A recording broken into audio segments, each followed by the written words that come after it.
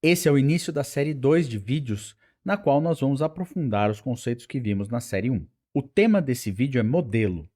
Nós vamos entrar em contato com modelos muito usados para explicar átomos, ligações químicas, moléculas e outras espécies químicas. Aqui tem algumas referências para você se aprofundar no estudo dos modelos que mais usamos na química. Isso não é um cachimbo, é uma representação. Magritte estava certíssimo quando disse isso, após pintar o quadro original que estamos adaptando aqui por questões de direito autoral.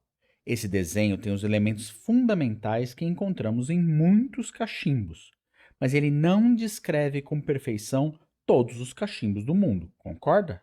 Como nós sabemos como os átomos de uma molécula estão arranjados no espaço tridimensionalmente? Para o carbono, dados de difração de raio-x do diamante mostraram que os átomos de carbono estão ligados em um arranjo tetraédrico. Essa evidência experimental acabou com qualquer possibilidade que o carbono estivesse ligado a outros átomos em um arranjo quadrado planar, e confirmou as inferências de Van 't Hoff e Lebel que deram origem ao ramo da estereoquímica. Mas como a gente representa estruturas químicas? Muita gente vem pensando nisso nos últimos séculos. As representações vão mudando e se refinando conforme são obtidos novos dados experimentais. Os modelos podem ser muito diferentes. As esferas de Loschmidt, as salsichas de Kekulé, as esferas com símbolos de Brown e os símbolos com linhas de Frankland foram todos propostos antes da descoberta do elétron, mas davam uma informação importante. Esses átomos aqui estão ligados para formar um certo composto químico.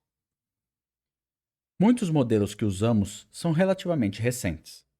Criado após a descoberta do elétron, o modelo de Lewis inspirou o desenvolvimento da teoria da ligação de valência por Pauling. As fórmulas estereoquímicas de Cunha foram propostas logo após a Segunda Guerra Mundial por Wells e refinadas por Crum e Hammond em meados dos anos 1950.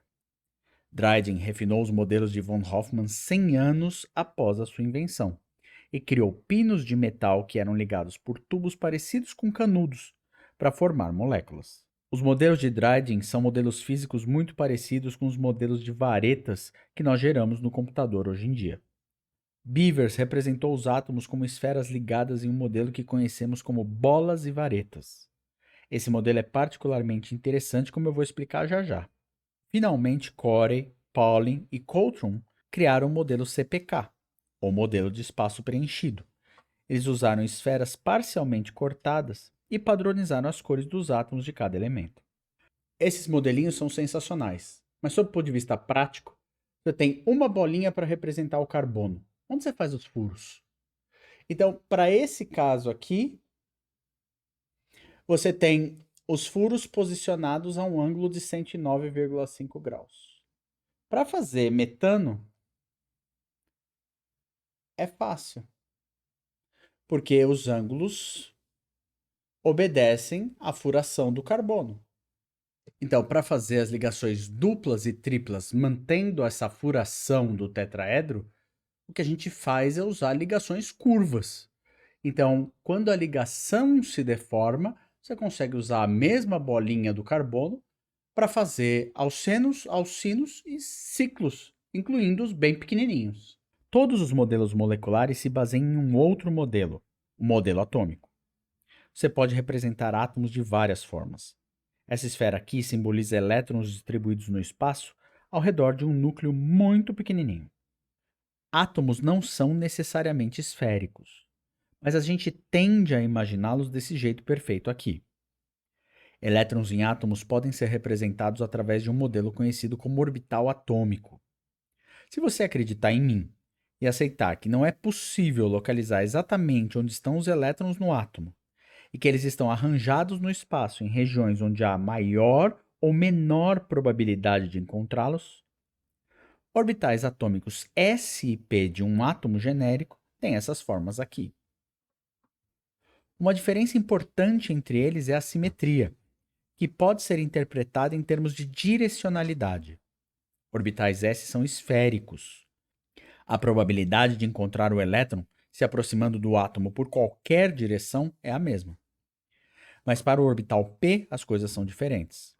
Ele é direcional, ou seja, Dependendo da direção que você se aproxima do átomo, a probabilidade de interagir com o elétron é maior ou menor. Para o orbital px, a aproximação pelo eixo x tem alta probabilidade de encontrar elétrons.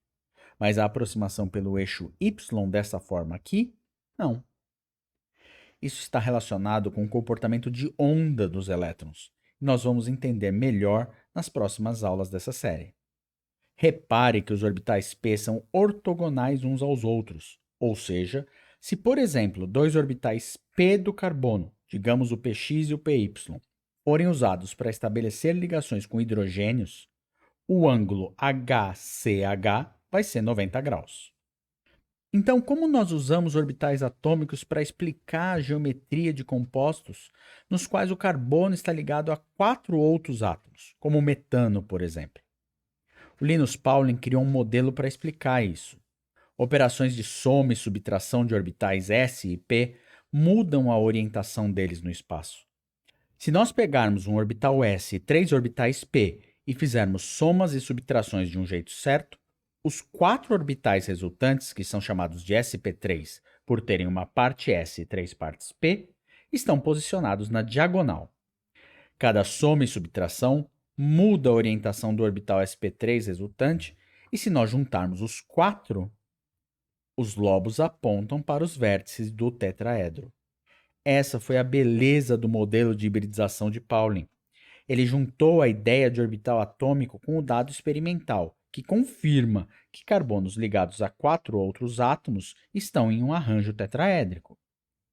Quando o orbital sp3 do carbono se combina com o orbital 1s do hidrogênio, podemos ter ligação química, e o modelo de hibridização é uma forma de explicar por que a molécula é tetraédrica. Contudo, a hibridização só faz sentido quando os átomos estão ligados. Em outras palavras, você não deve procurar a realidade perfeita no modelo de hibridização. Existe um outro modelo, baseado na combinação linear dos orbitais atômicos, que não requer hibridização. Esse modelo é a base da teoria do orbital molecular, e se usado adequadamente, ele também prediz uma geometria tetraédrica para o CH4. Mas existem muitos outros modelos para entender ligações químicas. Um deles é a função de localização de elétrons, ou ELF. Esse modelo nos ajuda a descobrir muito rapidamente que a hipótese de Lewis que ligações covalentes são feitas por 2 elétrons não é verdadeira. Mas tudo fica legal mesmo quando pegamos moléculas reais e comparamos a capacidade dos modelos que conhecemos em predizer as suas propriedades. Considera o eteno. A hibridização de um orbital s e 2 orbitais p resulta em 3 orbitais sp2, que têm um arranjo trigonal planar. Se 2 carbonos se ligam por orbitais sp2 e por orbitais p, que não foram hibridizados, temos uma estrutura plana e uma ligação dupla, em um sistema que o Eric Huckel batizou de sigma pi. Se a gente não hibridizar nada e usar a teoria do orbital molecular, temos esses orbitais moleculares aqui, que mostram também a ligação sigma e a ligação pi entre os carbonos. Mas Pauling teve uma outra ideia quando estava tentando explicar por que o eteno é plano. Ligações curvas, iguais às do modelinho que você viu agora há pouco. Imagine 2 carbonos sp3 ligados a 2 átomos de hidrogênio cada. Se a gente imaginar que 2 orbitais sp3 de cada um deles interagem, dá isso aqui. Essas ligações curvas são um modelo tão bom quanto o sistema sigma pi para explicar a ligação do eteno, mas talvez não sejam tão pedagógicos e por isso foram praticamente esquecidos no ensino de química orgânica básica. No etino é tudo muito parecido. A hibridização de um orbital s em um orbital p dá origem a 2 orbitais sp. Para o carbono, 2 orbitais p não foram hibridizados. A interação dos orbitais sp dos 2 carbonos pode resultar em uma ligação sigma, enquanto a interação dos carbonos através de seus 4 orbitais p leva a 2 ligações pi, como você já viu em química geral. A teoria do orbital molecular mostra as ligações pi bem bonitinhas aqui, olha só. A sigma é um pouco mais difícil de ver, mas nós vamos nos aprofundar nisso em um outro vídeo. Agora, se você imaginar a interação de 2 carbonos sp3 com um hidrogênio em cada, dá isso aqui, 3 ligações curvas.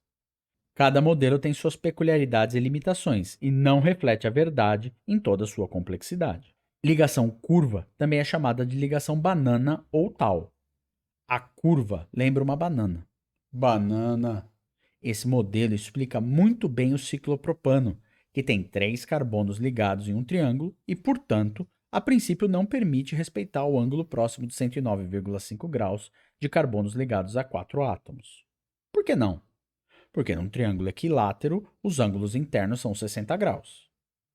Mas com a ligação curva, está tudo certo. É um modelo que ajuda a conciliar os dados que nós temos e prever o comportamento de outros sistemas. Para terminar esse vídeo, eu quero te dizer que o que importa aqui é que você comece a considerar a incerteza intrínseca da realidade que cada um de nós vive. Nós interpretamos dados científicos a partir de modelos simplificados que buscam capturar a essência de um fenômeno. Os dados não se adaptam ao modelo, mas o modelo busca explicar os fatos. Nós vamos discutir os principais modelos de ligação química nos próximos vídeos, começando pela criação do átomo de carbono nas estrelas. Até lá!